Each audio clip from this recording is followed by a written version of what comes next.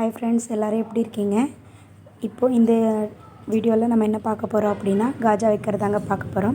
இது எப்படி வைக்கிறதுன்னு பார்க்கலாம் வாங்க. பாருங்கள், 1 இன்ச்சு வந்து அலோன்ஸ் விட்டு நம்ம ஹூக்கு போடுவோம் இல்லையா, அந்த இடத்துல ஊசி வந்து கோர்த்துக்குங்க. 1 இல்லாட்டி 1.25 இன்ச்சு அந்த அளவுக்கு விட்டுக்குங்க. த்ரெட்டு வந்து 2 மடங்கு போட்டு வச்சுக்கோங்க. ஒரு ஸ்டிச் போட்டு அதுக்கு நேர் ஆப்போசிட்டில் இப்படி ஒரு ஸ்டிச்சு இறக்கிக்குங்க. பாருங்கள், இந்த மாதிரி இறக்கிட்டு ரொம்ப டைட் இல்லாமல் நார்மலாக இப்படி வச்சுக்கோங்க. ஓகேங்களா? அப்புறம் திருப்பி விட்டுக்குங்க. திருப்பி விட்டு ஒரு 2 mm கழித்து அங்கே ஒரு ஊசி குத்தி வாங்கிக்கோங்க. பாருங்கள், 2 mm விட்டால் போதும். அது கரெக்டாக எடுத்து விட்டுக்குங்க. பின்னாடி அந்த லூப் இல்லாமல் நீட்டாக எடுத்து விட்டுக்குங்க. ஓகேங்களா? அப்புறமா அதே மாதிரி இந்த 2 mm இருக்கிற மாதிரியே ஃப்ரண்ட் சைட்லேயும் திருப்பி 2 mmல ஒரு லூப் வாங்கிக்கோங்க. இதே மாதிரி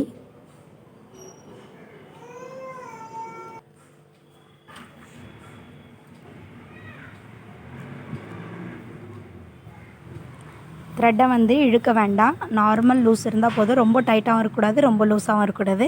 இந்த மாதிரி ஆவரேஜாக வாங்கிக்கோங்க. வாங்கிட்டு இப்போது அதே மாதிரியே இந்த 2 த்ரெட் இருக்கு இல்லைங்களா, இந்த 2 த்ரெட்டுக்கு சென்டர் பாயிண்டில் இப்போ நீங்கள் வந்து கீழேருந்து மேலே வந்து நூல் எடுக்கணும். பாருங்கள், அந்த சென்டர் பாயிண்ட்டை பார்த்துக்குங்க. அதில் வந்து கீழேருந்து ஊசி சென்டர்லாம் விடுங்க.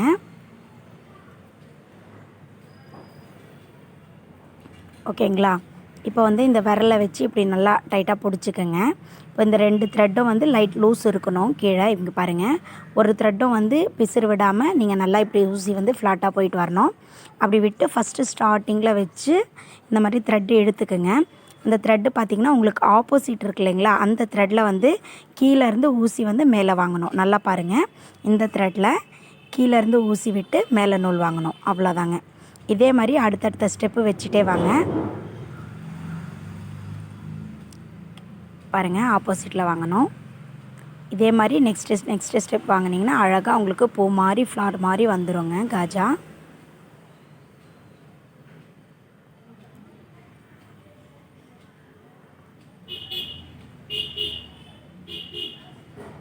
உங்களுக்கு விசிபிளாக இருக்கிறதுக்கு தான் நான் சாண்டலில் பிளாக் போட்டு காட்டுறேன்.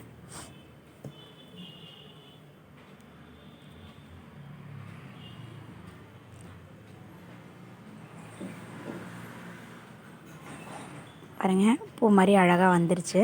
இப்போது ஸ்டார்ட் பண்ணும்போது நம்ம சென்டரில் த்ரெட்டு கொடுத்தோம் இல்லையா, அதே மாதிரி ஃபினிஷ் பண்ணும்போதும் அந்த 2 த்ரெட்டுக்கு சென்டரில் நீங்கள் ஸ்டிச் முடிச்சுக்குங்க. இந்த மாதிரி முடிச்சுட்டு பின்னாடி திருப்பி 2-3 தையல் போட்டுக்குங்க. அவ்வளோதாங்க.